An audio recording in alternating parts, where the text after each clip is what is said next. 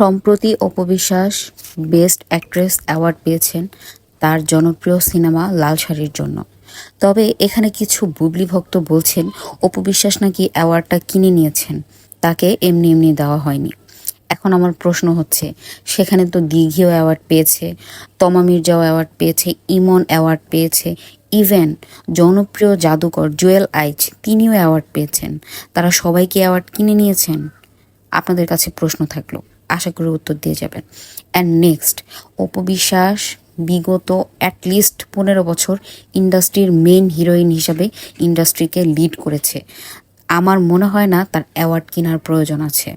তার বেশ কিছু সিনেমা যেমন দেবদাস, ভালোবাসলেই ঘর বাঁধা যায় না, এই সিনেমাগুলো কিন্তু অবশ্যই অ্যাওয়ার্ড ডিজার্ভ করতো, বাট সেটা অপবিশ্বাসকে দেওয়া হয়নি। তার কো-অ্যাক্টর শাকিব খানকে যেমন কোনো অ্যাওয়ার্ড দ্বারা সম্মানিত করা হয়নি, ওই অর্থে তাকেও ঠিক তেমন কোনো অ্যাওয়ার্ড দ্বারা সম্মানিত করা হয়নি।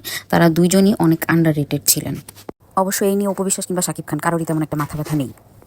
আর কোনো সিনেমার জন্য না হোক, অ্যাটলিস্ট দেবদাস সিনেমার জন্য অপবিশ্বাস এবং শাকিব খান দুইজনই অ্যাওয়ার্ড প্রাপ্য ছিলেন, যেটা তাদেরকে দেওয়া হয়নি। আপনার কি মন্তব্য আমাকে কমেন্টে জানান।